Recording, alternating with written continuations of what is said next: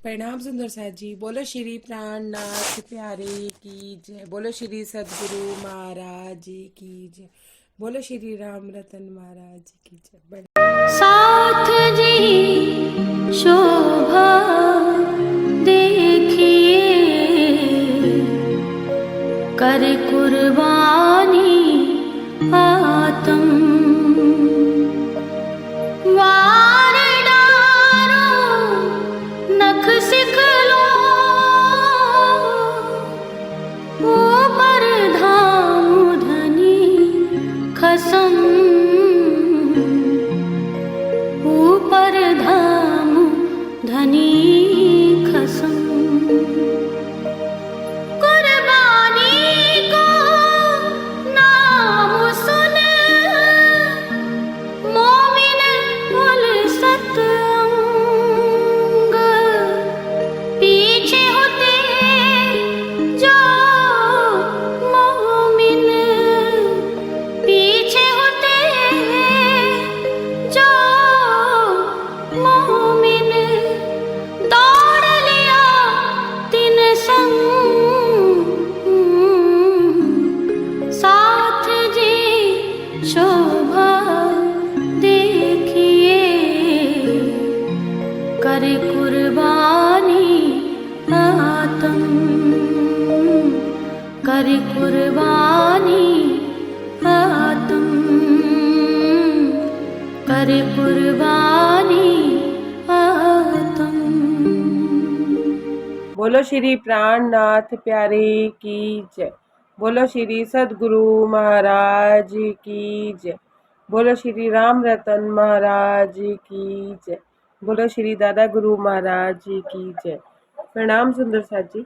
सबको मेरी तरफ से कोटान कोट प्रणाम। आप सबके श्री चरणों में कोटान कोट प्रणाम जी। आज एक प्रश्न है सुंदर साथ जी, जिन जिन का प्रश्न हो वही वाला, तो वो अपने कैमरे ऑन कर लीजिएगा और मुझे आंसर देने में थोड़ी आसानी रहेगी। और जिनका प्रश्न है कम से कम उनको तो कैमरे ऑन ही रखनी चाहिए।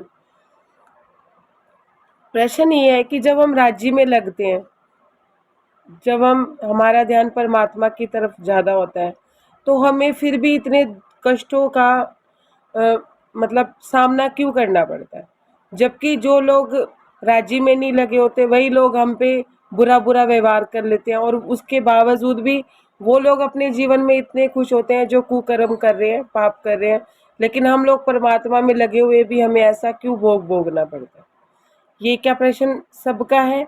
जिसका प्रश्न है पहले तो वो अपनी सहमति दें कि हमारा प्रश्न है, और फिर जिनको इसका आंसर चाहिए वो अपने अपने कैमरे ऑन कर ले। प्रश्न महत्वपूर्ण है इसलिए मैंने पहले लिया है। बताइए किस किस का प्रश्न है सुंदर साथ जी? किसी का भी नहीं है? अमिता दीदी, प्रभा दीदी, और किसी का नहीं है? स्नेहा दीदी कह रही है मेरा तो बिल्कुल भी नहीं है, मैं तो अपनी शांति में हूँ, मुझे क्यों टेंशन दे रहे हो? चंपा दीदी,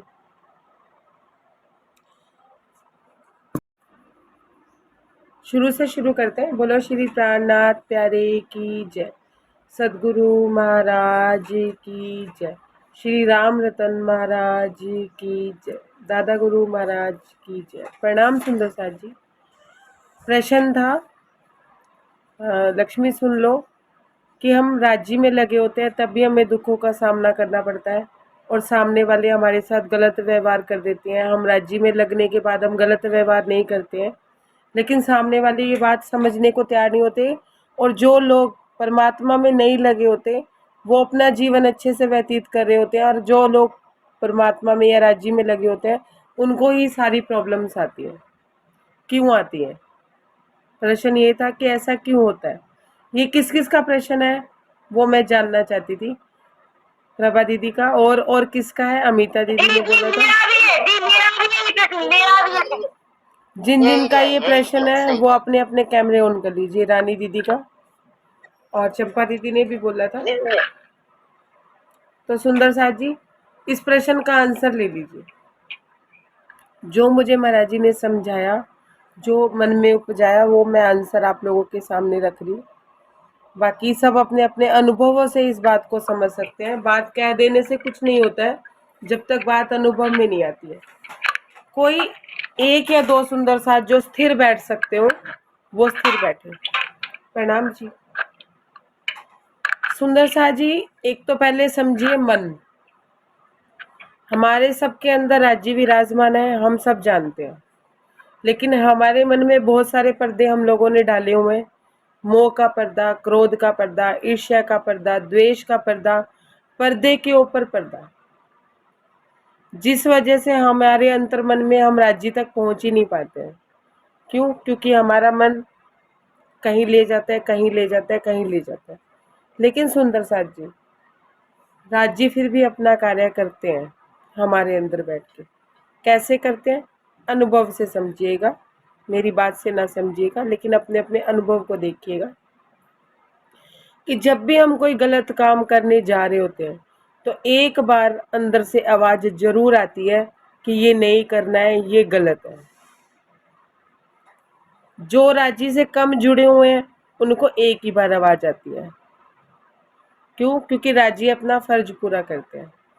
लेकिन फिर भी हमारी बुद्धि इस बात का फैसला करती है कि हमें वो काम करना है या नहीं करना है।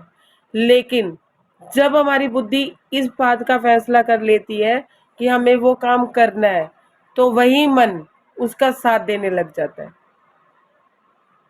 समझिए आप? समझ आ रही है? इतनी बात समझ आ गई? और जब हम मन की सही मन की बात सुन लेते हैं, मतलब मन में जो बात आ रही है और ये जो पहली बात सुन लेते हैं तो मन उस तरफ कार्य करने लग जाता है। दोनों ही तरह से मन हमारी सहायता करता है। मतलब राज्य भी हमारी उस तरफ से हमारे कर्म बन जाता है, वही कर्म हमारा बन जाता है जो हमें कर्म भोग भोगना पड़ता है। और जिसके हृदय में राज्य विराजमान होते हैं सुंदर साथ जी, होते सब में है, लेकिन जिसको अपने हृदय में बैठक दिखती है राज्य की, अगर वो रू कोई गलत काम करना भी चाहे तो राज्य उसे करने ही नहीं देते हैं। उसका मन इतना हावी हो जाता है कि करना ही नहीं है, राज्य दूर हो जाएंगे, ये हो जाएगा। वो हाथ बांध देते हैं, मुंह भी बांध देते हैं और सब कुछ बांध ही देते हैं। वो फिर हम चाह के भी वो कार्य नहीं कर सकते।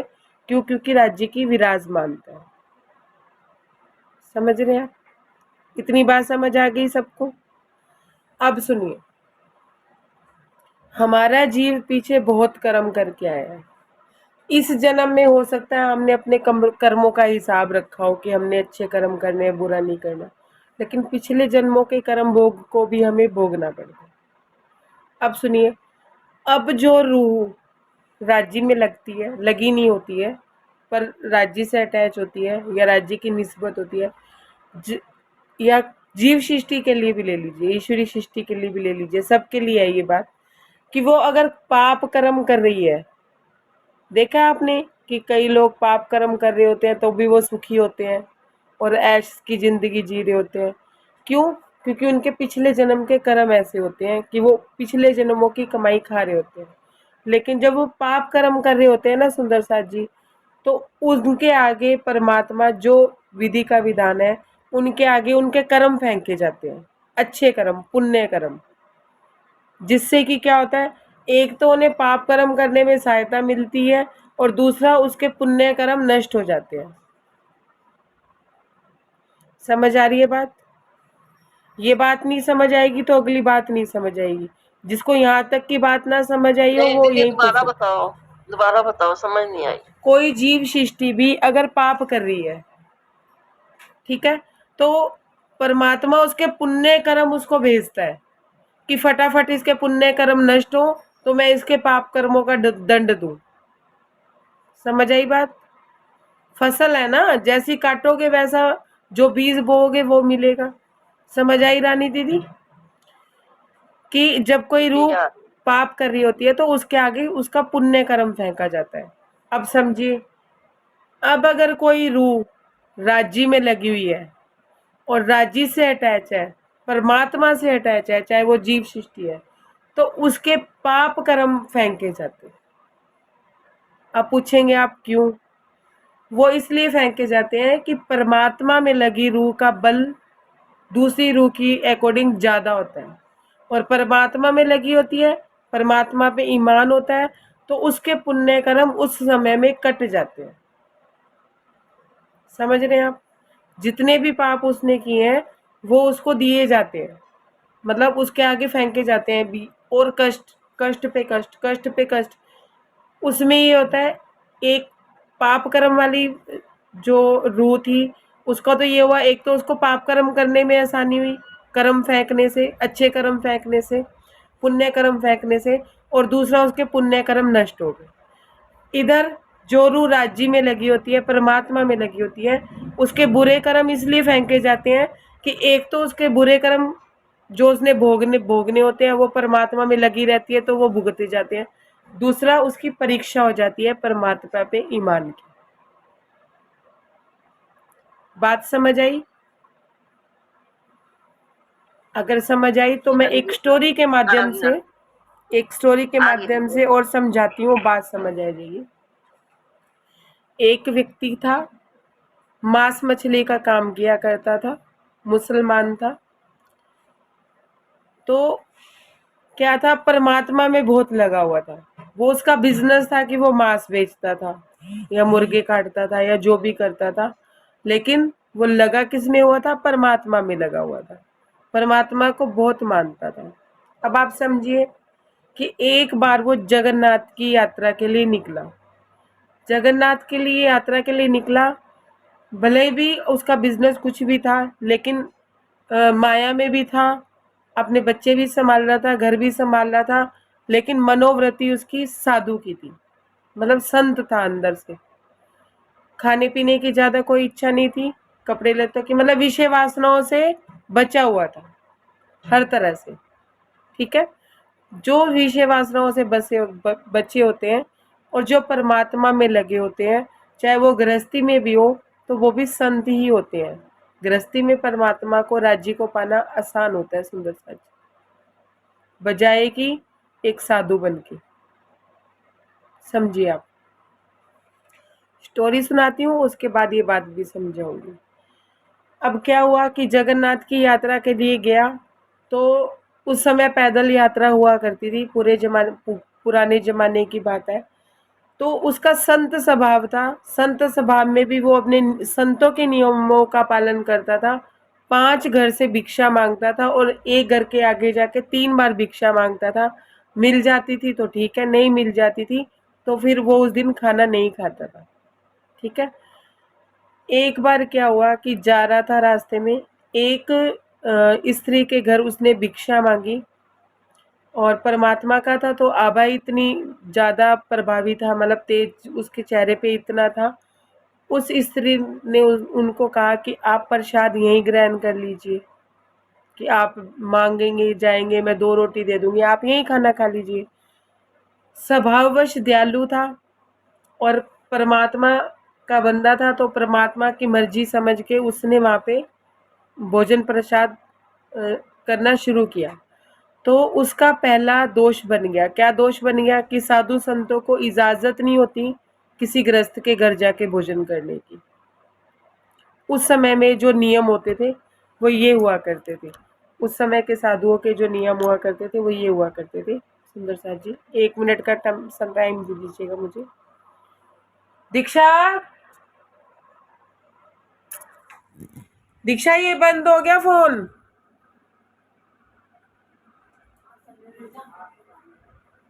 क्या हुआ? क्या हुआ? मेरे को क्या हुआ? तो करना, इसको रिकॉर्डिंग में आ जाएगा सारा। अपना हाथ लगानी ही है। अरुण भैया कर लीजिए। प्रणाम जी, प्रणाम जी। तो उसका पहला दोष बन गया कि उसने किसी गृहस्थ में जाके खाना खाया, भोजन खाया। सुंदर सा जी, फिर उस स्त्री ने आग्रह किया। क्या आग्रह किया? कि रात का समय हो गया, आप यहीं रुक जाइए। अब साधु संतों को किसी के घर रुकने की परमिशन भी नहीं होती, और अगर रुकना है तो उनके गृहस्थ आश्रम के, मतलब जैसे बेड पे या उनके आसन पे नहीं, अपने आसन पे या जमीन पे आसन लगा के उन्हें ये इजाजत होती है। लेकिन वो करुणा में था, धनी प्रेम में था, या परमात्मा प्रेम में था, उसने वहां रहना भी स्वीकार कर लिया। सुंदर साथ जी, अब बात को समझिएगा, अब गहरी बात है। अब वो रात वहां रुका, आधी रात के समय उस औरत के मन में मलिनता आ गई। ठीक है, वो आई उसके पास, तो उस साधु ने उस स्त्री को समझाने की कोशिश की कि तुम्हारा पति है ना, तो तुम ऐसे काम क्यों, ऐसी बात क्यों कर रही हो। अब उस स्त्री के मन में इतनी मलिनता थी कि वो संत की बात को समझ ना पाई। उसने क्या किया, जाके अपने पति की हत्या कर दी। संत ने तो ये बोला जब तुम्हारे पति हैं तो तुम ऐसी भावना क्यों लेके आ रही हो, लेकिन उसने ये सोचा कि संत ये कह रहे हैं तुम्हारे पति हैं इसलिए ऐसा काम नहीं करना है। उसने जाके अपने पति की हत्या कर दी। और वो वापिस आई तो वो कहने लगी कि मलिनता थी, विषय वासनाएं हावी हो चुकी थी, तो वो उनके ऊपर गलत गलत व्यवहार करने लगी। तो उन्होंने कहा कि तुम ऐसा मत करो, मैं परमात्मा में लगा हूं और मुझे इन विषय वासनाओं की कोई जरूरत नहीं है। तो वो कहने लगी तुम अपने आप को क्या समझते हो, मैं शोर मचा दूंगी और मैं लोगों से कोई इकट्ठा कर लूंगी और मैं ये कहूंगी कि मेरे पति की हत्या तुमने की है। सुंदर साथ जी जान पे बनाई है, पर वो व्यक्ति अभी भी परमात्मा पे ईमान रख के क्या कह रहा है, जो तुम्हें करना है करो, शोर मचाना है शोर मचाओ, लेकिन मैं गलत का साथ नहीं दूंगा, मैं गलत नहीं करूंगा। सुंदर साथ जी, उसने अपना गलत कर्म नहीं बनने दिया। जाने अनजाने 2 गलतियां उससे हुई, लेकिन जानबूझ के उसने गलती नहीं करी। उस स्त्री ने क्या किया, शोर मचाया जोर जोर से, गांव वालों को इकट्ठा कर लिया, पति के खून का इल्जाम, कत्ल का इल्जाम उस पे लगा दिया। राजा के दरबार में गए, जब राजा के आगे उन्हें पेश किया गया तो राजा ने उनसे पूछा कि आप बताइए आपने ये कर्म किया है, ये गलती करी है या नहीं करी है। संतों की बात को कोई समझ नहीं पाता है। सुंदर साथ जी था वो परमात्मा में, तो उसने क्या बोला, उस संत ने क्या बोला कि हाँ कोई तो दोष होगा, कोई तो कर्म मैंने ऐसा किया होगा जो मुझे ऐसी ये अवस्था मुझे मिल रही है, कोई सजा मिल रही है। इसका मतलब मेरा परमात्मा मुझे अभी बनाना चाहता है, मेरा कोई कर्म अभी बाकी है। उसने तो उस भाषा में बोला और लोगों ने, सभा ने ये समझा कि वाकई में उसने ये कर्म किया है। संत थे तो महात्मा थे, तो उनको क्या सजा मिली कि राजा ने उनके दोनों हाथ कटवा दिए। कोई दोष नहीं था उस संत का, कोई दोष था सुंदर साथ जी,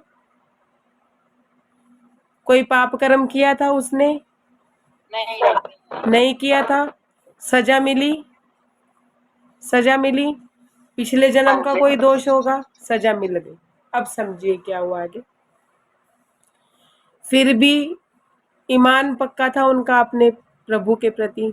जगन्नाथ की यात्रा उन्होंने तय की, जगन्नाथ गए, मत्था टेकने लगे, प्रणाम करने लगे, तो प्रणाम नहीं कर पाए क्योंकि हाथ नहीं थे। दंडवत मत्था टेकने के लिए भी तो हाथों की जरूरत पड़ती है, तो हाथ नहीं जोड़ पा रहे थे। तो फिर उन्होंने अपने प्रभु से बिना हाथ जोड़े ही प्रार्थना की कि मेरा कोई कर्म था आपने काट दिया, अब मुझे इस लायक तो करो कि मैं आपको मत्था टेक सकूं। और कुछ नहीं कहा, कोई दोष नहीं, कोई इल्ज़ाम नहीं, कोई कुछ नहीं। तो सुंदर साथ जी कोशिश करने लगे दंडवत प्रणाम करने की, तो उनके ऑटोमेटिकली हाथ आ गए, शरीर उनका तेजोमयी हो गया और तेज आ गया। हाथ आए, उन्होंने जैसे ही हाथ जोड़े तो उनके हाथ वापस से प्रकट हो गए, वैसे के वैसे वो हो गए। फिर उन्होंने दंडवत प्रणाम की। ये होता है सुंदर साथ जी ईमान, जान पे बनाई। राजी हमारी इतनी परीक्षा तो नहीं लेते कि हमारी जान पे बनाए, थोड़ी बहुत ही परीक्षा तो लेते हैं। धन की कमी हो जाएगी, संबंधों की कमी हो जाएगी, रिश्ते नातों की कमी हो जाएगी, पर अंदर से तो है ना हमारे साथ। सुंदर साथ जी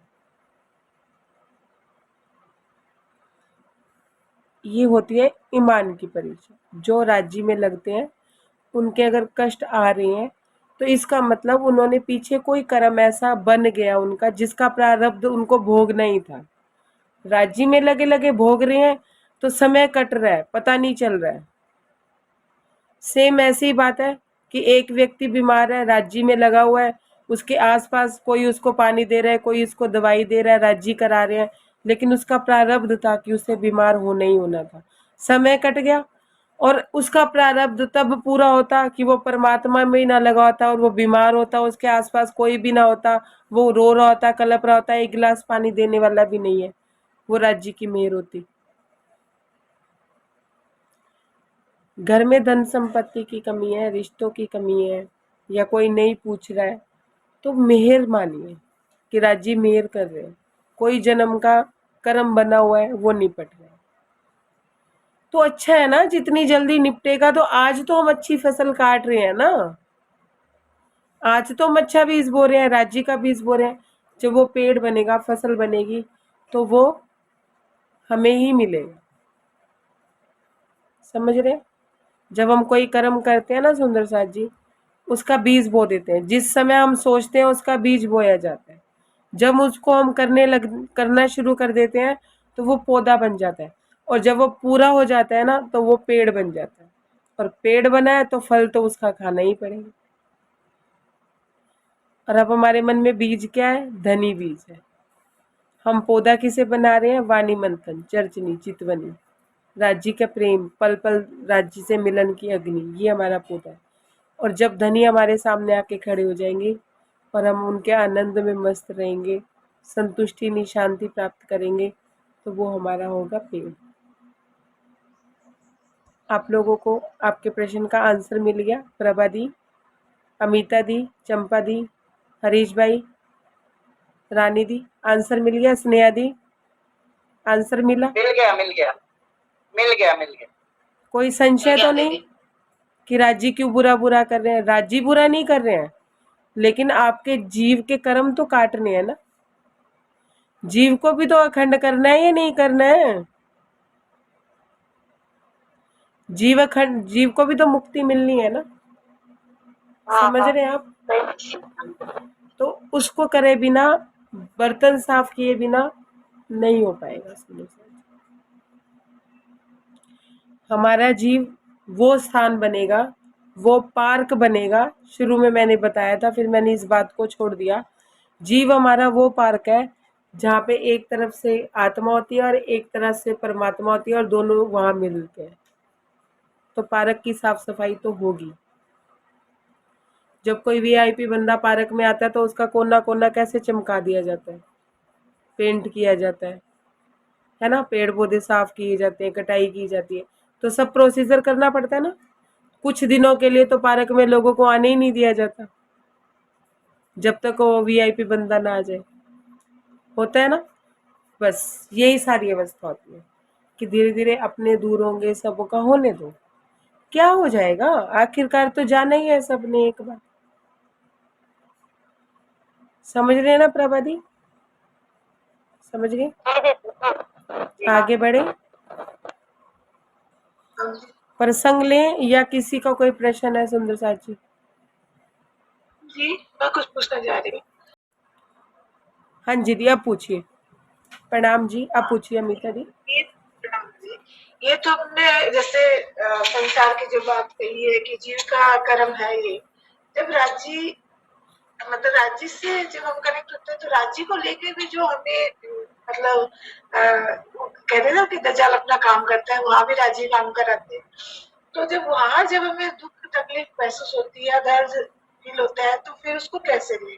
किसी अनुभव से बात बताइए, ऐसे नहीं बात समझ आएगी। समझ नहीं आया मुझे आपका प्रश्न, किसी अनुभव से बात समझिए। जैसे आप सभी जानते हैं कि जैसे मेरे सभी अटेंड्स हैं राजी को लेके, फिर भी राजी विराजमान है, ये उनकी मेहर है। ये इतने टाइम के बाद जैसे वो ऐसे विराजमान है, तो बहुत बार हर 2-4 दिनों में ये टॉपिक हो जाता है कि घर बर्बाद कर दिया, जब से आए हैं नेगेटिव होने लगे, घर में झगड़ा होने लग गया है, इनको निकाल दो बाहर, बाहर फेंक दो, हाँ इनको रखना है तो इनको नहीं रखना है। तो बहुत चिड़चिड़ होती है राज्य को लेके, मुझे बहुत तकलीफ होती है। ठीक है, वो चीज समझते नहीं है, इतना तो समझते ना कि आप जिनको भी मानते हो इसका भी ऐसा ही भाव है। तब जब उस बात में अगर हमें तकलीफ हो तो फिर क्या करना चाहिए, तो उसको कैसे ले? सुंदर साथ जी इतिहास उठा के देखिए, तसल्ली मिलेगी। धनी देवचंद्र जी के पक्ष में कौन था?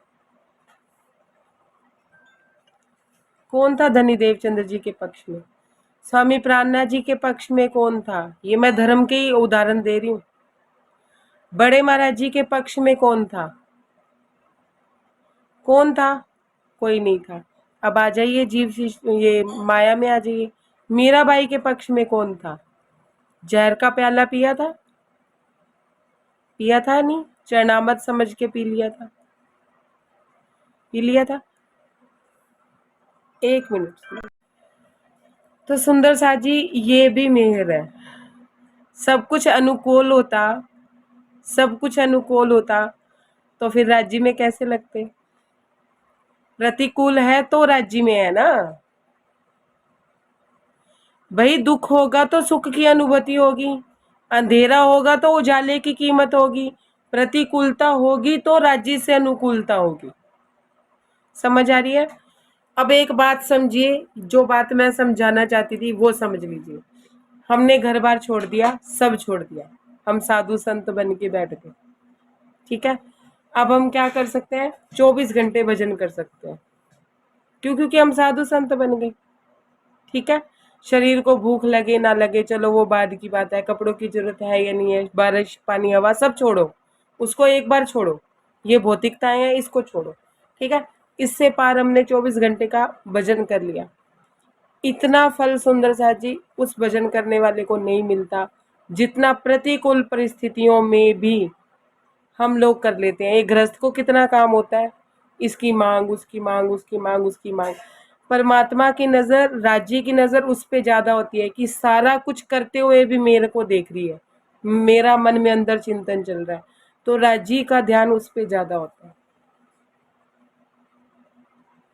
और किसी भी सूरत में तन छूट जाए चलेगा, रिश्ते छूट जाए चलेगा, घर से बेघर हो जाए चलेगा, इस जन्म के पिछले जन्म के बच्चे छूट गए, इस जन्म के बच्चे छूट जाए तो भी चलेगा, पति छूट जाए संसारिक पति तो भी चलेगा, और ये शरीर भी छूट जाए तो भी चलेगा, पर राज्य नहीं छूटने चाहिए। मन में ईमान पक्का कि एक तू ही चाहिए। जितनी ज्यादा प्रतिकूल परिस्थिति होगी ना माया में, जितनी प्रतिकूल होगी उतनी राज्य से अनुकूलता बनेगी। एक तू ही चाहिए, ये नहीं चाहिए। अगर ये लोग सारे आपके पक्ष में होते ना तो सारा दिन आप गुहार करते रहते इनकी, राजी इनको दुख ना दो, ये आप में लगे हुए हैं, राजी ये ना करो, राजी वो ना करो। अब आपको पता है उनके प्रतिकूल है, आप राजी से इनके बारे में बात नहीं करोगे। मैंने बताया था जितनी जितनी प्रतिकूलता माया में होती है ना उतना उतना राज्य प्रेम बढ़ता है। क्यों? क्योंकि राज्य की नजर उस पे होती है, राज्य एक टक देख रहे होते हैं उसको, उस रूह को, कि इतनी प्रतिकूल परिस्थितियों में भी मुझे देख रही है, मेरा नाम ले रही है। अपनी श्यामा महारानी से कहते हैं देखो मुझे देख रही है रूह, इतनी मैंने भारी परिस्थिति उसको दे रखी है, फिर भी इतना कष्ट मैंने दे रखा है। सुदामा कृष्ण जी के मित्र थे, सब जानते हैं, बचपन के मित्र थे। कैसा था उनका जीवन? क्योंकि उनके प्रारब्ध में लिखा हुआ था कि वो कंगाल बन के रहेंगे। क्या कहती थी उनकी पत्नी कि हम तो भूखे रह लेंगे लेकिन इन बच्चों को कैसे सहारा दूं, हम तो चरणामत पे प्रसाद पे रह लेते हैं, बच्चों को कैसे सहारा दूं। अब क्या कहते थे सुदामा जी, क्या कहते थे सुदामा जी कि मैंने तो अपना धर्म निभाया ना, मैंने 5 घरों से मांगा, अब छठे घर में जाने की मेरी हिम्मत नहीं होती, जैसे कृष्ण करेंगे वैसा करेंगे। सब्र किया, शांति की, द्वारिकापुरी जैसा उनका महल बना। सुंदर सा अपने कृष्ण पे ईमान छोड़ा नहीं छोड़ा, उनका प्रारब्ध था, पूरा होना था। द्रौपदी थी, दुर्वासा ऋषि उनके यहाँ खाना खाने आए थे भोज पे, पात्र में क्या था? चावल का एक दाना। कृष्ण प्रकट हो गए थे, उन्होंने वो एक दाना खाया, सबका पेट भर गया था। कहीं कोई हमारी लाज उन्होंने नहीं बचाई राज्य ने, कहाँ हमारी लाज नहीं बची। अरे खुद खड़े हो जाते हैं वो। आपको एक प्रसंग बताती हूँ मीराबाई का। मीराबाई जब 5 वर्ष की थी तो बातों बातों में कन्हैया से शुरू से जुड़ी हुई थी, तो कान्हा जी से उन्होंने बचपने में बाल विवाह कर लिया था। जैसे गुड्डे गुडियों का विवाह होता है ना, तो ऐसी उनकी सखियां गुड्डे गुडियों से विवाह कर रही थी, तो उन्होंने कृष्ण को गुड्डा बना के और खुद को उनकी दुल्हन बना के विवाह कर लिया था मन से। और वैसे वही प्रोसीजर भी पूरा कर लिया था, मूर्ति उठा के उन्होंने विवाह किया मूर्ति से। तो क्या हुआ, अब जब उनकी उम्र हुई तो उनका विवाह तो होना ही था, पर मन ही मन कह नहीं रही है घर पे, कहा भी लेकिन कोई नहीं माना, विवाह कर लिया।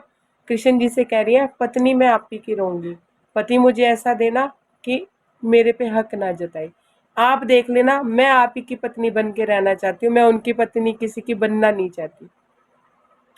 विवाह किससे हो गया? राणा जी से।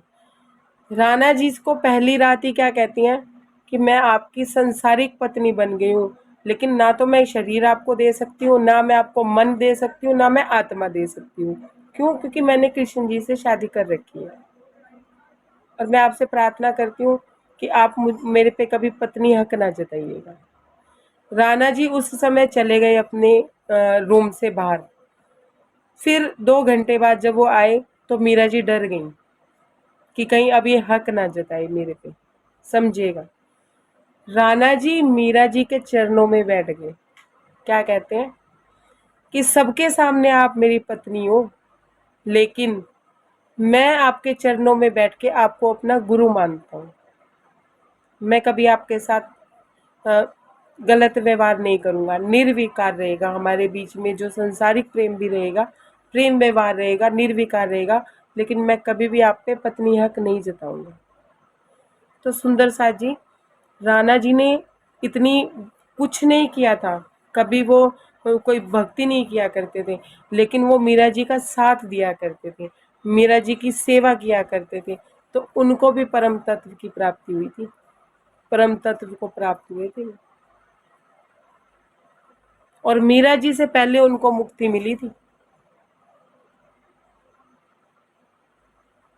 समझ गए आप बात? हम किस बात से डर रहे हैं? किस बात का डर है?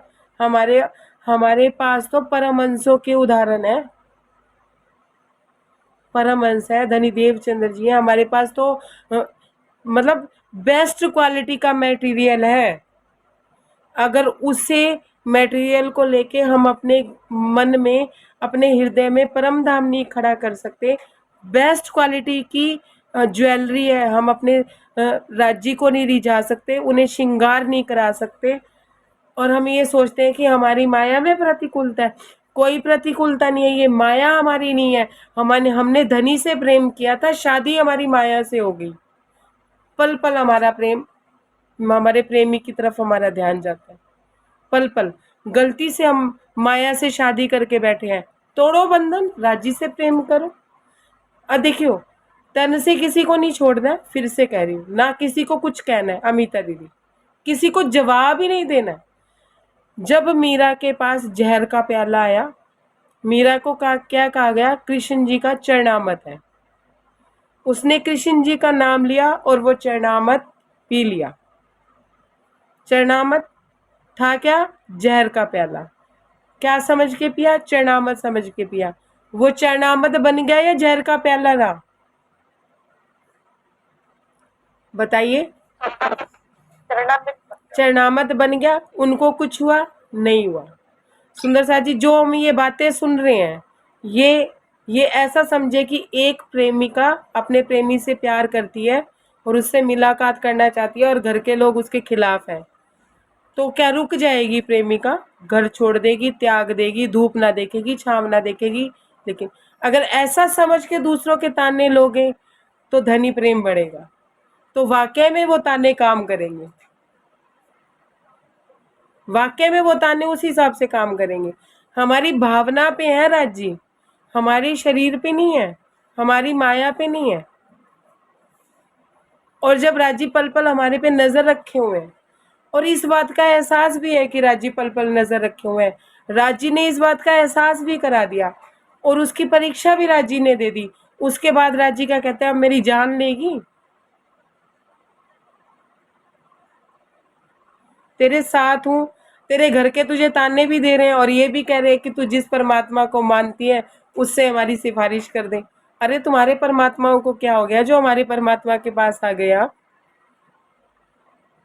कोई कमी तो वहां पे भी है ना। तो अब हम अपने परमात्मा को छोड़ दें, क्यों? हमारे परमात्मा में कमी है? हमारे परमात्मा में कोई कमी नहीं है। हमारे तो पूर्ण अति पूर्ण है। पति का सुख भी देते हैं, पिता का भी देते हैं, एक बेटे का भी देते हैं और एक भाई का भी देते हैं। समझ रहे हो आप?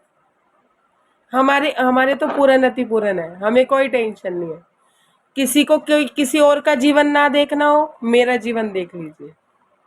ना पति, पहले पिता नहीं, छोटी उम्र में चले गए, फिर पति नहीं, छोटी उम्र में ही छोड़ दिया। दीक्षा आज मेरी 18 साल की हो गई, लगभग 1-1.5 साल की थी तभी मन से हट गए थे वो। कितने साल हो गए? आगे भाई नहीं, फिर उससे आगे बेटा भी नहीं। समझ रहे हैं? अब इससे ज्यादा उदाहरण आप लोगों के सामने क्या होगा? और मेरे जीवन में कोई कमी नहीं, मुझे किसी जेंट्स की जरूरत ही नहीं। क्यों? क्योंकि मेरे पूर्ण भरतार, मेरे बड़े महाराज जी मेरे घर में विराजमान, मेरे हृदय में विराजमान। जो फसल मैंने इतने सालों में बोई, इतने सालों में काटी, एक ईमान इन पे, एक सब कुछ इन पे। मुझे क्या सारी परिस्थितियां प्रतिकूल मिली होंगी सुंदर साथ जी? अकेली औरत, इतनी तो बुरी मैं नहीं थी कि मैं किसी को पसंद ना आती, इतना बुरा नेचर भी नहीं था। चलो बुरे से बुरी भी लेडीज होती है तो उसको भी जेंट्स नहीं छोड़ते हैं, ये मेरी बहुत पर्सनल बात है वैसे, लेकिन आप लोगों के सामने इसलिए रख रही हूँ कि राजीव पूर्ण अति पूर्ण है, वो हर चीज की कमी पूरी करते हैं। और मैं नहीं कहती ये बात, मेरे बच्चे भी कहते हैं। अब मेरे बच्चों के पास नाना नहीं, पिता नहीं, मामा नहीं, भाई नहीं, समझते जाइए। नानी नहीं, चाचा नहीं, चाची नहीं, ताया नहीं, दादा नहीं, दादी नहीं, कोई नहीं। सारे रिश्ते मेरे से ही पूरे होते हैं उनके, और मैं नहीं करती, वो करते हैं। और आज मेरे बच्चों से कोई पूछ ले तुम्हें पिता की कमी नहीं महसूस होती? क्या हमें पता ही नहीं चला? क्यों? क्योंकि बचपन से ही मैंने दोनों बच्चों को समझा दिया था कि तुम्हारे पिताजी ये हैं, बड़े महाराज जी हैं, जो मांगना हो मुझसे ना मांगना, मैं समर्थ नहीं हूँ, मैं समर्थवान नहीं हूँ, वो समर्थवान है। और आज भी कोई बात होती है तो बच्चे क्या कहते हैं, अब दीक्षा को फोन लेना था कई महीनों से, उसका फोन खराब था, राजी को कहती है आप लेके दोगे, क्योंकि मैंने कभी कहा ही नहीं कि मेरे से मांगो, मेरे पास है ही नहीं, मैं समर्थवान नहीं हूँ। कल कहती राजी कह रहे हैं, मैंने कहा मुझे क्यों कह रही है मुझे फोन लेके दो, राजी से बोलना अपने आप देंगे। क्या राजी मुझे कह रहे हैं मम्मी को बोल, मम्मी ले देगी, मैं उनको कह दूंगा। आपके मन में नहीं आ रहा कि मुझे फोन ले दो आप? मैंने कहा मेरे मन में, अच्छा इसने उधर कहा और मेरे मन में दुकान पे आया, मैंने कहा अब उसके पास फोन नहीं है, कैसे काम करेगी आगे, मुझे रिकॉर्डिंग में भी दिक्कत आती है, मैं ले दूं। लेकिन फिर अपना बजट देख के चुप हो गई। मैंने कहा नहीं राजी, थोड़ा टाइम, आप जब थोड़ा सा हाथ खुला करोगे तब ले दूंगी। बच्चों को उम्मीद दो राजी की, अपने से बांधोगी तो दिक्कत होगी ना। और खुद भी राजी से बंधो सुंदर साथ जी, ना किसी का राजी बनो, ना अपने बच्चों के लिए खुद राजी बनो, ना मैं बनी, और ना ही किसी को राजी बनाओ, क्योंकि राजी खुद ही राजी है, अपने आप में ही पूर्ण है। समझेगा इस बात को। अब दादा गुरु महाराज पूर्ण अति पूर्ण सदगुरु तो राजी को मिले, मतलब महाराज जी को मिले, लेकिन महाराज जी अभी पूर्ण नहीं थे। उनके सतगुरु ने उनको पूर्ण बनाने के लिए क्या कहा, जाओ रमाओ, घूमना हो, रमाओ। रमाओ मतलब राज्य में लगो, परमात्मा में लगो। तो हमारी परिस्थितियां प्रतिकूल, सबको प्रतिकूल ही मिली है भाई, अनुकूल किसी को नहीं मिली। इन्हीं प्रतिकूल परिस्थितियों में अगर राज्य को पल पल याद करते हो तो पल पल उनकी नजरें हैं। बीज तो उन्हीं का चल रहा है, फूटने में टाइम लगेगा, सब्र करो, शांति करो, पेड़ भी बनेगा, पौधा भी बनेगा, और जब पेड़ बनेगा ना, जब उसकी छाया में इतने पक्षी बैठेंगे तो कितना अच्छा लगेगा। अब मैं ये नहीं कह रही हूँ कि मैं पेड़ हूँ, मैं कोई अहंकार भाव नहीं ले रही, लेकिन मेरे पास 12,000 का परिवार है। किसी परिवार से एक डिमांड करूंगी, हो नहीं सकता कि मेरी बात टाल दे। अगर मैं आप लोगों से कोई बात कहूंगी कि मुझे ये चाहिए, आप लोग मेरे को मना कर दोगे? कोई मना नहीं करेगा। किसी की समर्थ्य नहीं होएगी ना, तो भी वो मुझसे कहेगा। मैं बीमार थी, नौकरी मुझसे हो नहीं पा रही थी। मैं आपको एक अपने ही अनुभव बता रही हूँ, इसी बैठक की बात बता रही हूँ। बीतक चल रही थी, मेरे से नौकरी हो नहीं पा रही थी, बहुत ज़्यादा बीमार चल रही थी, बैठक भी कर रही थी। तो वो सुंदर साथ रेगुलर मेरे से अटैच था, तो वो मुझसे जैसे दिन में भी बात कर ली, रात को भी बात कर ली। जब भी उन्होंने बात की, मेरी तबीयत खराब थी, तो उन्होंने पता है मुझसे क्या बोला? बोलने वाले मेरे राज्य थे, तन उनका था। भले ही खुद में उनकी समर्थता थी या नहीं थी, वो राज्य जाने, क्योंकि जो सेवा उन्होंने लेनी होती है तो समर्थवान बना देते हैं। क्या कहते हैं, रंजना दीदी छोड़ दो आप नौकरी, मेरे घर आ जाओ, मैं आपकी सेवा करूंगी, मैं आपको कोई कमी नहीं आने दूंगी, आप मेरे घर आ जाओ। कौन था वो कहने वाला? मेरे राज्य थे। भले उसकी समर्थता नहीं थी या थी, मुझे नहीं पता, राज्य जाने, लेकिन उसने तो मेरे को कहा ना कि मेरे घर आ जाओ, मैं सब संभाल लूंगी। कहने वाला वो शरीर नहीं था सुंदर साथ जी, राज्य थे। जिससे मर्जी कह दूं सेवा के लिए, कोई मना नहीं करेगा, लेकिन मैं तो राज्य से कहूंगी ना, वो अपने आप मन में उप जाएंगे, मैं क्यों कहूँ? नहीं, मुझे क्या जरूरत है कहने की? समझ रहे हैं आप? तो सही। प्रणाम जी, प्रणाम जी। आप समझे मेरी बात? समझ गए? प्रतिकूल परिस्थितियों में राज्य को पाना बहुत आसान है। जो तपस्या में बैठा है पूरा दिन, उस पे एक बार की राज्य नजर नहीं करेंगे कि ये तो मेरे लिए इसने कर ही दिया सब कुछ बलिदान, मुझे तो वो करना है कि इसके पास जो आएगा उसको सब देना है। जो सदगुरु बन के बैठ गया, चाहे मैं ही बैठ गई, मैंने घर बार त्याग दिया, सब कुछ त्याग दिया, मंदिर आश्रम में जाके बैठ गई, तो फिर राज्य को तो वही करना है ना जो सदगुरु समझ के मेरे पास आएंगे, उनकी इच्छाएं पूरी करनी है। क्या किया दादा गुरु महाराज ने? महाराज जी के मुख से जो कहलवाते थे वो पूरा हो जाता था। दादा गुरु महाराज जी तो कहलवाते थे। अभी तो पूर्णति पूर्ण तो महाराज जी भी नहीं हुए ना, लेकिन बोलने भर से बात पूरी हो जा रही है। पूर्णति पूर्ण हम अभी नहीं हुए, लेकिन हमारा ये प्रैक्टिकल है कि हम जो मुंह से बात निकालते हैं, बात पूरी हो जाती है सुंदर साथ जी। क्यों? क्योंकि राज्य की नजर। तो कभी भी ना सोचना कि आपको अनुकूल परिस्थिति मिलेगी। चले जाओ आप समाज में, सब कुछ छोड़ छाड़ के चले भी जाओगे तो वहां पे कौन सा, तो आपके हिसाब से आश्रम चलने वाले हैं, आपके हिसाब से जिंदगी चलने वाली है, और कुट कुट कुट कुट कुट हो जाएगी, और परेशानी हो जाएगी। इतनी परेशानी हो जाएगी, अपने घर में अपनी मर्जी से कुछ कर तो सकते हो, मंदिर आश्रम से ना तो माया के रहोगे ना वहां के रहोगे, वहां रह नहीं सकोगे। माया वाले कहेंगे आई बड़ी ऐंठ के गई थी, और ये मन बहुत दुष्ट है, इस बात को ध्यान रखना। बैठ जाओ मंदिर में, इस मन को घर में ही देख लो, वहां क्या देखोगे? मंदिर में बैठ जाओ, माया में भगाएगा, माया में बैठ जाओ, मंदिर में भगाएगा। घर में ही देख लो ना, अपने मन को घर में ही कंट्रोल कर लो।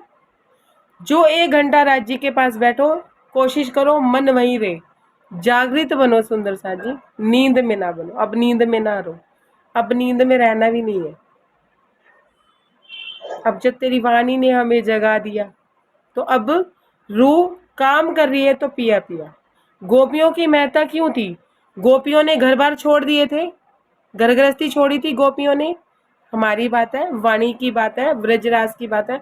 गोपियों ने घर बार छोड़ दिए थे, बच्चे छोड़ दिए थे, सारा काम करती थी, हर वक्त कन्हैया की याद रहती थी, हर वक्त कन्हैया में लगी रहती थी। कभी उन्होंने परिक्रमा करी, तारतम किया, मंदिरों में कुछ किया? कभी कुछ सुना आपने कि वहां पे तारतम था, वाणी थी, कुछ था? नहीं था। एक धनी याद थी, कन्हैया से मिलने की लगन थी सुंदर साथ जी। इसलिए गोपियों की महत्ता कही जाती है। तो हम हैं तो वही गोपियां ना, वही गोपियां तो हैं, हम दोबारा आई हैं जो।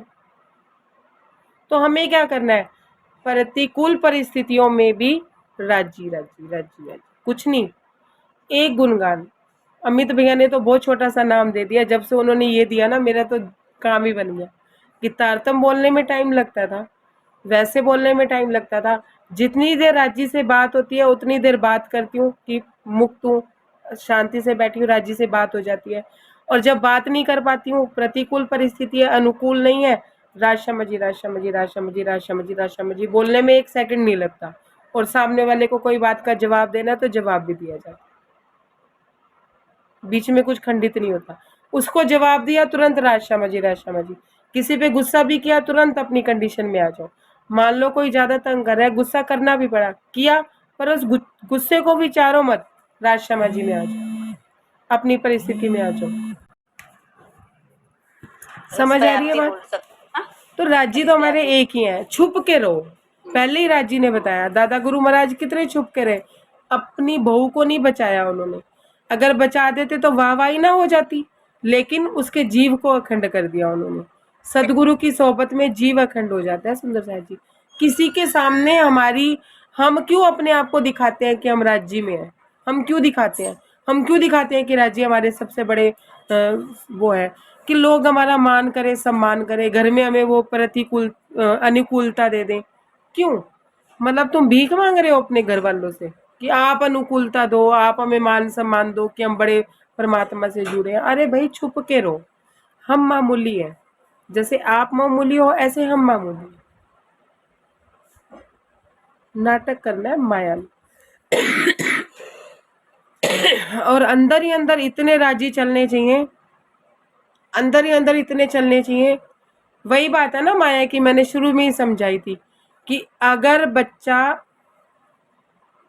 कोई इंजीनियरिंग की पढ़ाई कर रहा है, कुछ कर रहा है, बाकी स्टूडेंट को पता चल जाए ना, रात को 12 बजे फोन आएगा, 11 बजे फोन आएगा, क्या चल पार्टी पे चलते हैं, आज उसकी बर्थडे पार्टी है, आज ये है, आज वो है। तो कहीं ना कहीं वो उस बच्चे को अट्रैक्ट करेंगे। और गली मोहल्ले वाले भी क्या कहेंगे, इनका बच्चा आईएएस की तैयारी कर रहा है अभी, ठीक है। अगर बच्चे को पता ही ना हो, अब जब रिजल्ट आया, रिजल्ट में बच्चा पास नहीं हुआ, तो वही पड़ोसी मोहल्ले भर में गाते फिरेंगे, इनका बच्चा आईएएस की तैयारी कर रहा था, पढ़ता था नहीं, ये आईएएस कैसे बन जाता है, ऐसे आईएएस बनता है क्या कोई, ऐसे थोड़ी ना होता है। अगर वही बच्चा उन लोगों के सामने शो ही ना करे मैं आईएएस की तैयारी कर रहा हूँ, और अंदर ही अंदर अपनी तैयारी रखे, रात को अपनी पढ़ाई करे। अगर कोई पूछे ट्यूशन जाते हो, नहीं जी घर वालों ने ट्यूशन भेज दिया, मैं तो मस्ती करने जाता हूँ। कोई पूछे पढ़ाई करते हो, बिल्कुल भी नहीं करता, मैं तो अपने मौज मस्ती में लगा रहता हूँ, थोड़ा बहुत घंटा 2 घंटा मिलता है तो मैं पढ़ाई करता हूँ।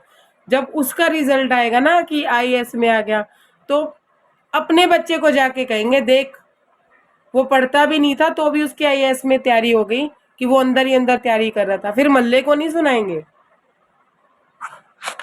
समझ रहे हो मेरी बात? जब माया की कोई चीज पानी है तो अपने आप को छुपाना पड़ता है। कोई चीज हमें पानी होती है तो हम क्या कहते हैं, एक बार पूरी हो जाए फिर सबको बताएंगे, अभी नहीं बताते। एक मकान भी लेना होता है ना, तो ये होता है पहले साई दे दे, भूमि पूजन कर ले, मकान बना ले, उसके बाद मुहूर्त पे बुलाएंगे। पहले ही कहना शुरू कर देते हैं क्या 10 साल पहले हम मकान बनाएंगे जी, हम मुहूर्त करेंगे जी, आप 10 साल बाद आना। नहीं, नहीं सुंदर साहब, छोटे छोटे प्रैक्टिकल आपको दिए हैं, छोटे छोटे अनुभव बताए हैं, उस बात से समझिएगा। तो आप सोचें कि आपकी परिस्थिति अनुकूल रहेगी, आपको सब कुछ अनुकूलता मिलेगी। मतलब आप क्या चाहते हैं, आपके घर के लोग आपके उठने से पहले सेवा पूजा करके वाणी पधरा के आपको कहे आए महारानी जी आप वाणी पढ़े हैं? फिर थोड़े से मेरे शब्द टेढ़े हो जाते हैं, हैं? राजी कहे हाँ मैं तेरा इंतजार कर रहा हूँ, अब तू आ जा। देख इन्होंने मेरे को खोल खाल के रखा हुआ है, बस चौपाई भी तुझे निकालनी नहीं है, इन्होंने निकाल दिया। ये ऐसा चाहते हो? आपकी पहले राज्य की आरती उतारे, फिर आपकी आरती उतारे और आपको कहें नहीं सुंदर साहब, अपना अहंकार भाव शांत कीजिए। हम कुछ भी नहीं है। देखा जाए ना, अगर हकीकत में मैं अपनी भी बात कर रही हूँ, मैं आप लोगों की बात नहीं कर रही हूँ, अगर हम शुरू से देखा जाए ना तो कभी कभी ऐसा लगता है हमें कि अभी हमने चलना भी शुरू नहीं किया, हमने अभी महाराज जी के र का भी नहीं पता, म का भी नहीं पता, हमें राज्य के र का भी नहीं पता। कभी ऐसा लगता है कि अभी चलना नहीं शुरू किया, और सबको लगता है ये बात। लगती है या नहीं लगती है? सबको लगता है ना कि कितना मर्जी कर लो, ऐसा लगता है कि अभी कुछ नहीं किया। उस समय की बात बताती हूँ आपको। अब बात निकल ही गई है तो बात कर देती हूँ, बात बहुत गहरी है। हमें लगता है ना, हम वाणी मंथन करते हैं, चितवनी करते हैं, चर्चनी करते हैं, फिर हमें ऐसा लगने लगता है कि हमने कभी कुछ किया ही नहीं, हमने तो अभी चलना ही शुरू नहीं किया, सब कुछ खा लिया है, कुछ है ही नहीं। और राज्य के लिए पुकार भी नहीं है, राज्य के लिए तड़प भी नहीं है, राज्य के लिए मन में भाव भी नहीं है। क्यों? क्योंकि माया में प्रतिकूलता है, या यूं कह लो मन में प्रतिकूलता है, मन स्थिति सही नहीं है। उस समय क्या करना चाहिए? कोई बता सकता है कि उस समय क्या करना चाहिए? कैसे बनेगी बात सुंदर साथ जी? जीवनी से क्या सीखा? अभी भी हम प्रार्थना कर रहे हैं परिस्थितियां हमारे अनुकूल हो जाए। अरे परिस्थितियां इससे भी प्रतिकूल हो जाए पर मुझे तू मिल जाए, क्या करना चाहिए? स्नेहा दीदी, बोलो क्या? तब हमें ऐसा लगे कि सब कुछ करने के बाद भी हमें ऐसा लगता है कि हमने कभी कुछ किया ही नहीं है राज्य के लिए, हमारे मन में तड़प ही नहीं है राज्य के लिए। हमारे मन महाराज जी के लिए बहुत अनुकूल परिस्थिति थी। कहाँ की? गुलमर्ग की। जब उन्होंने आश्रम संभाला थी ना, 2.5 साल आश्रम में रहे, सेवा करी, ध्यान करा, उन्हें पता था अभियानी। जब उनके ऊपर उनको आश्रम ही देने लगे वसीयत में, तो महाराज जी ने आश्रम छोड़ दिया। तो अपनी अनुकूल परिस्थिति को नहीं छोड़ा उन्होंने। जितने ज्यादा आराम में रहोगे उतना ज्यादा राज्य से दूर होगे, ये भी ध्यान रखना। जितनी ज्यादा प्रतिकूल परिस्थितियां झेलोगे उतना राज्य के करीब होगे। ज्यादा ऐशो आराम में आ जाओगे तो क्या कहोगे? अब राज्य तो है ही हमारे पास, हमें पता है, अब हमें ऐश करनी है। अरे अपने आराम की सोच क्यों रहे हो? जब दिमाग में ये बात होती है ना कि मुझे आराम चाहिए, मुझे बिना जिम्मेदारी की जिंदगी चाहिए, मुझे ये चाहिए वो चाहिए, तो फिर राज्य भी नहीं मिलते। ये भी तो है ना दीदी, कभी भी परिस्थिति में एक बार तो दुख तो होता है, मतलब राज्य के लिए तो अगर कुछ अभी करना, दुख हो रहा है ना, और प्यार भी बहुत मिलता है राज्य का, मतलब वो नहीं, अगर अभी दुखी हो रहे हो प्रतिकूल परिस्थिति में, इसका मतलब राज्य से अभी डिस्टेंस है, कीप डिस्टेंस। राज्य तो प्रेम कर रहे हैं, राज्य अब बच्चा रो पिट के आ रहा है, मतलब किसी बच्चे से लड़ाई होगी, मार खा के आ रहा है, तो माँ तो प्यार करेगी ना। लेकिन माँ ये क्या कहेगी? अब की बार मार खा के आया ना, तेरे पड़ेंगे तेरे चांटे, जब तेरी गलती ना हो मार के आएगा तो लाड करूंगी। राज्य फिर कहते हैं एक बार प्यार करेंगे, 2 बार प्यार करेंगे, फिर अंदर से बल भी देंगे कि अब प्रतिकूल परिस्थितियों में रहना सीख। एक स्टूडेंट जब अपने घर से निकलता है उसको सब कुछ प्रतिकूल अनुकूल मिलता है, उसको परेशानी नहीं होती। माया में परेशानी होती है, आध्यात्मिकता में परेशानी नहीं होगी। तभी तो डिस्टेंस है। अभी आप दुखी हो रहे हो। जिस समय इस परिस्थितियों में आपने अपना स्थान बना लिया, आपने अपनी जगह बना ली, आप अपने राज्य को चितवन करने लगे, सब करने लगे, तब राज्य मिल भी जाएंगे। सुंदर साथ जी, मिल क्यों नहीं रहे? अभी हम रो रहे हैं, पिट रहे हैं माया के लिए, हाय ये हो गया, हाय वो हो गया। हाय हाय बंद करो, शांति रखो, सब्र रखो। सुदामा ने रखा, मीरा ने रखा, धनी देवचंद्र जी ने रखा, बड़े महाराज जी ने रखा, जुगलदास महाराज जी ने रखा, गोपाल मणि जी ने रखा, नहीं रखा बताओ? लालदास जी के 99 जहाज डूब गए, उन्होंने रखा। झानन भाई जी ने 18 कारखाने संभाले, सुंदर साथ की सेवा करी, तो वो भी तो उनका सब्र था कि उनको श्री जी नहीं मिल रहे थे, तो कहते हैं कि श्री जी जो खाते थे उनका स्वाद उन तक पहुंच जाता था। इतनी नजर थी श्री जी की झांझन भाई के ऊपर कि वो सेवा करके, कारखानों की सेवा करके सेवा पहुंचा रहे थे। इतने 5,000 सुंदर साथ को खाना और कपड़े लत्ते सब देना मामूली बात नहीं। हम 200 की भी सेवा करते हैं ना, तो हमारे मन में ये भाव आ जाता है कि 200 का सूट सिलने में 2 घंटे लग गए, कस्टमर के साथ झिकझिक करने में घंटा लग गया, हमने 3 घंटे की कमाई दे दी,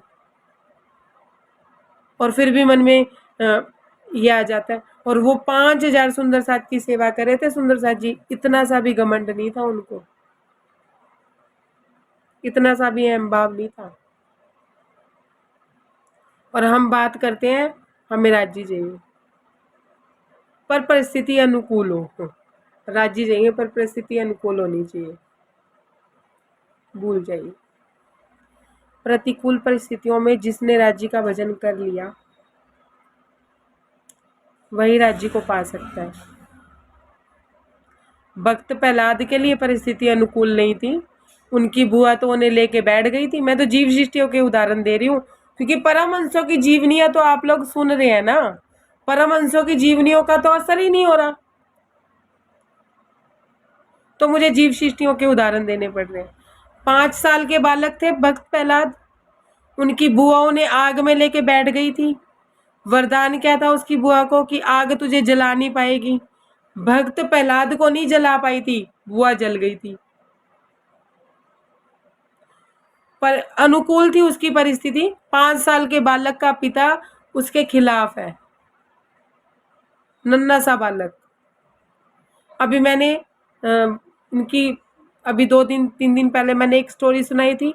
छोटा सा बालक कृष्ण कृष्ण करता पैदा हुआ था, रो रहा था, तो कृष्ण रो नहीं रहा था, कृष्ण कृष्ण निकल रहा था, और बचपन से ही अनाथ हो गया था। 3 वर्ष की आयु में जो आया थी वो भी मर गई। 3 वर्ष की आयु में क्या क्या उसके साथ होता गया, और अंत तक समय समय पे लोग उसको मारने के लिए उसके पीछे पड़े रहे। क्या उसके साथ परिस्थिति अनुकूल थी? 5-6 वर्ष का बालक जंगल में बैठा है, आसपास हिरन हिरनियां हैं और ऊपर पंख पक्षी करके बैठे हैं, उसके लिए परिस्थिति अनुकूल थी? फिर सुनने का क्या लाभ है? फिर भी तक सुनने का क्या लाभ है? अभी भी हम परिस्थितियां अनुकूल करना चाहते हैं तो भी तक सुनने का क्या लाभ है? परमहंसों की जीवनियां सिर्फ पढ़नी है? फिर तो बातूनी भेद बताने का भी फायदा नहीं है। इतनी स्टोरियां सुना सुना के आप लोगों को समझाया है, फिर भी हम इन्हीं परिस्थितियों में फंसे हुए हैं कि माया में परिस्थिति अनुकूल नहीं हो रही है। अभी भी माया के रोने रो रहे हैं, इतना सुन सुन के भी। पता नहीं क्यों आज इतना मतलब रोष आ रहा है, समझ नहीं आ रहा। फिर महाराज जी कहते हैं अभी तक पढ़ने का फायदा क्या है? रंजना स्टोरी की तरह सुनाते हैं। आज की बात नहीं हुआ, आज वाला दिन मुझे बहुत अच्छी से बात समझ आई। आइंदा से कोई भी सुंदर साथ अगर ये सोचता है कि उसकी परिस्थिति अनुकूल हो जाए माया में, तो ये सोच लो अभी वो माया में ही है, उसका राज्य की तरफ ध्यान ही नहीं है। क्योंकि जिस चीज पे ज्यादा ध्यान देंगे वही तो बढ़ेगी ना, आंखों में उसी की रोशनी बढ़ेगी। अभी माया में परिस्थिति अनुकूल प्रतिकूल दिख रही है, तो इसका मतलब अभी माया में है, राज्य नहीं दिख रहे हैं। राज्य दिख रहे होते तो परिस्थिति अनुकूल है प्रतिकूल है फर्क ही नहीं पड़ना। कल एक महात्मा की स्टोरी सुनाई थी, पेड़ के नीचे बैठा था तो भी मस्त था, राजमहल 6 महीने लगा के आया तो भी मस्त था, वापिस आया तो भी मस्त था। उसके लिए परिस्थिति अनुकूल थी? नहीं थी। तो उसका ध्यान नहीं था ना परिस्थितियों पे, महाराज जी का ध्यान नहीं था ना आंधी तूफान पे, महाराज जी का ध्यान नहीं था ना अपने शरीर पे, उनका ध्यान किस पे था? राज्य पे। तो परिस्थिति अनुकूल है प्रतिकूल है कोई फर्क नहीं पड़ता, लेकिन अभी ध्यान हमारा है माया में। परिस्थिति प्रतिकूल दिख रही है, अनुकूल दिख रही है, कुछ नहीं होता, ध्यान दे दो राज्य पे। परिस्थिति अनुकूल है प्रतिकूल है, ठंड है गर्मी है धूप है छाया है, नहीं दिखेगी। मैं आप लोगों को नहीं कहती, लेकिन जब से मैं महाराज जी की बीतक करने लगी हूँ, महाराज मुझे ये लगता है मैं आप लोगों को नहीं समझा रही, महाराज जी मुझे समझा रहे हैं। मेरे जीवन में बहुत परिवर्तन है सुंदर सा।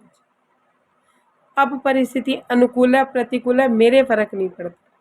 दुकान पे मुझे कोई डांट रहा है, जो परीक्षा मुझसे पास नहीं होती थी अब मुझे नहीं फर्क पड़ता, कोई मुझे डांट रहा है कोई मुझे प्यार कर रहा है, मैं अपनी मस्ती में मस्त। क्या होगा? ज्यादा नौकरी छूटेगी, कल की छूटती है आज छूटे, नहीं छूटेगी तो तेरी सेवा है, आप करा रहे हो, हम आप पे आश्रित हैं। आप नौकरी पे बैठ के काम कराओ, घर पे बैठ के कराओ, ना कराओ आपकी मर्जी। अब मेरी नजर परिस्थितियों पे नहीं है, अब मुझे नहीं फर्क पड़ता किसी से। अब मुझे कोई फर्क नहीं पड़ रहा, मुझे कोई अच्छा कह रहा है, अब मुझे कोई बुरा भी कह देता है ना तो मुझे बड़ा अच्छा लगता है, पता नहीं क्यों।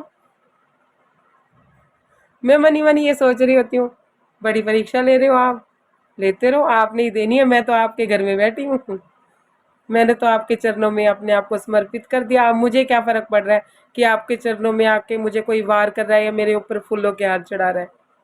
मुझे तो आपके चरण दिख रहे हैं, ना फूल दिख रहे हैं, ना तलवार की धार दिख रही।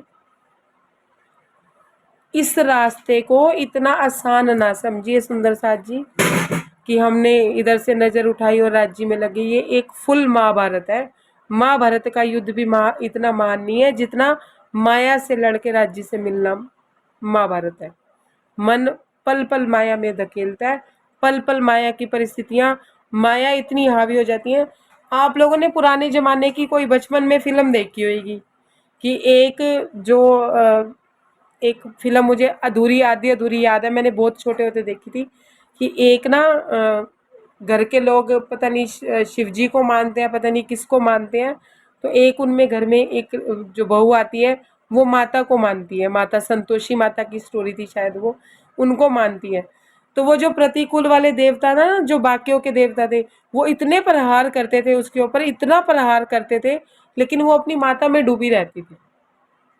तो अंत समय में ना क्या हुआ था कि उनके घर में कोई प्रोग्राम था, तो उसने क्या कहा कि मैं इस बार माता की कंजके बिठाऊंगी।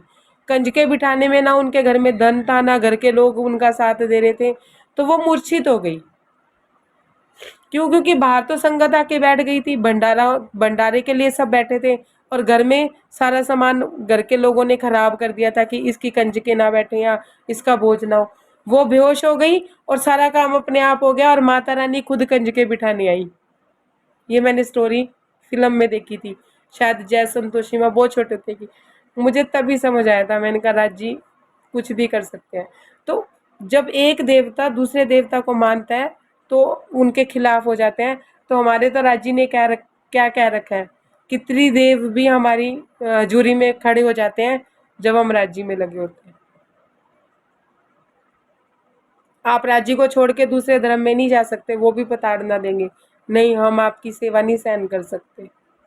इतना बड़ा मान है हमारा, और हम प्रतिकूल परिस्थितियों को देख रहे हैं, राज्य को नहीं देख रहे हैं।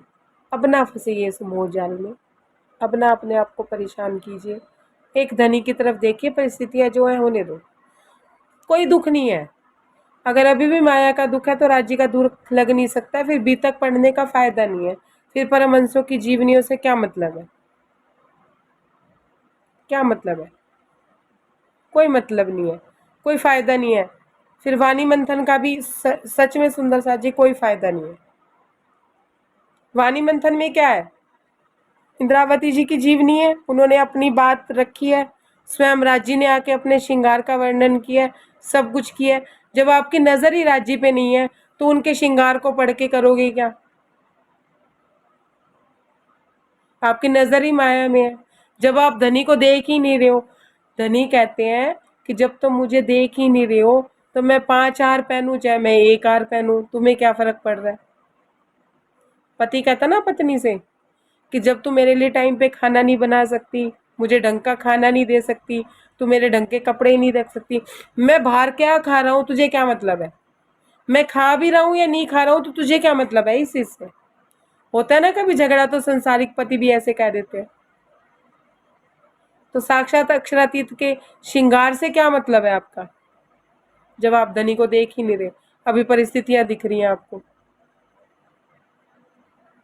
सास से लड़ाई हो, चाहे ननंद से लड़ाई हो, चाहे घर में जेठ जेठानी से लड़ाई हो, पति तो अपने पत्नी को खाना देगी ना, वो तो अपने पति का दुख समझेगी, अपने पति की सेवा करेगी। अगर पति पत्नी लगी रहती है सास की लड़ाई में, ननंद की लड़ाई में, एक दिन ननंद की लड़ाई में खाना नहीं दिया, एक दिन सास की लड़ाई में खाना नहीं दिया, एक दिन जेठानी की लड़ाई में खाना नहीं दिया, चौथे दिन पति खुद ही कह देता है तू लड़ ले, तू नहीं देख ले, मैं अपने आप खा लूंगा बाहर से, खाऊं ना खाऊं तुझे क्या मतलब है? तुझे तो उन्हीं को ही देखना है ना, तुझे मेरे से क्या मतलब है? पति नहीं होगा तो वो रिश्ते भी नहीं होंगे। ब्रह्मांड ही हमारे धनिक है, उनके साथ रहना है हमें। सुंदर साथ जी नजरें उन पे रखनी, अपनी नजरें धनी पे रखिए। कुलपति प्रतिकूल अनुकूल कोई परिस्थिति कोई काम नहीं करती। मैं एक शब्द को इतना बोल देती हूँ कि शब्द ही याद रह जाता है, बात तो सारी भूल जाती है।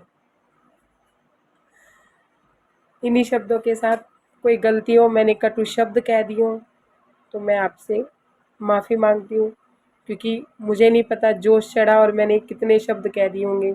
मैं आपसे क्षमा मांगती हूँ, कोई गलती हो, छोटी बहन मोटी बहन कुछ भी समझ के आप मुझे क्षमा कीजिएगा। प्रणाम जी, प्रणाम मोटी समझ बहन प्रणाम जी। प्रणाम।